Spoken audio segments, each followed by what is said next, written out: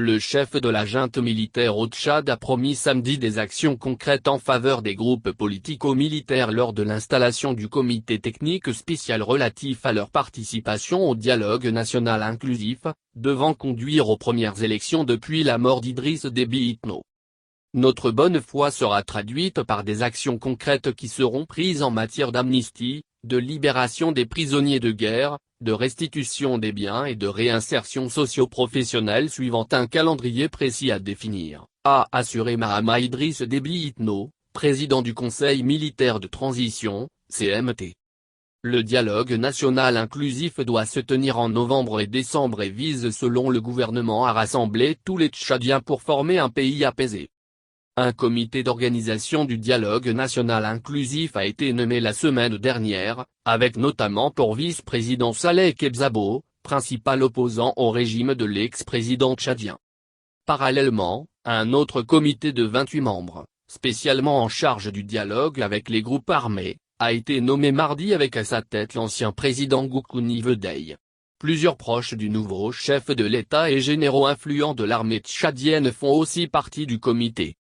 Plusieurs groupes rebelles tchadiens sont basés en Libye, au Soudan ou dans les zones frontalières avec ces pays, parmi lesquels le Front pour l'alternance et la concorde au Tchad, FACT, à l'origine d'une offensive le 11 avril sur N'Djamena qui a entraîné la mort du président Déby, au pouvoir depuis 30 ans.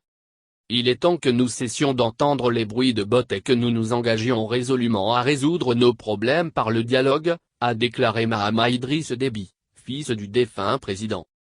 J'insiste pour que les pourparlers avec nos frères politico-militaires obéissent à des critères objectifs, réalistes, rationnels et patriotiques, marqués par la dominance constante de l'esprit du consensus, a-t-il ajouté.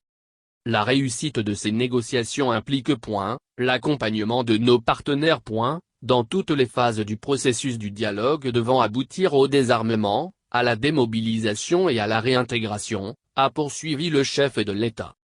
Le 10 août, le général de 37 ans avait déjà lancé un appel pressant aux politico-militaires pour créer une impulsion collective de la dynamique de l'unité nationale et du vivre ensemble.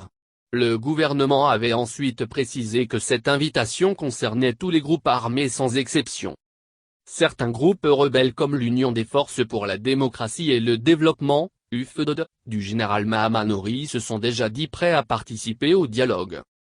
De son côté, le FACT avait souligné un pas dans la bonne direction mais avait donné des conditions préalables à sa participation au dialogue, notamment l'amnistie générale pour tous les politico-militaires, les opposants en exil et la libération de tous, ces militants.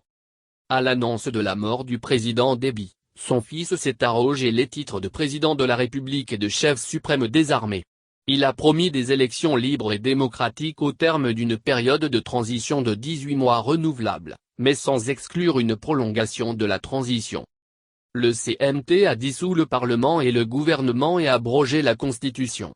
Sous la pression internationale, la junte a nommé un gouvernement de transition de civils le 2 mai, dirigé par Albert Pahimi Padaké, le dernier Premier ministre du défunt.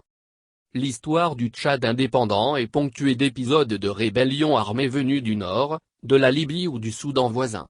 Idriss Déby était lui-même arrivé au pouvoir en 1990 à la tête de forces rebelles ayant foncé sur N'Djamena.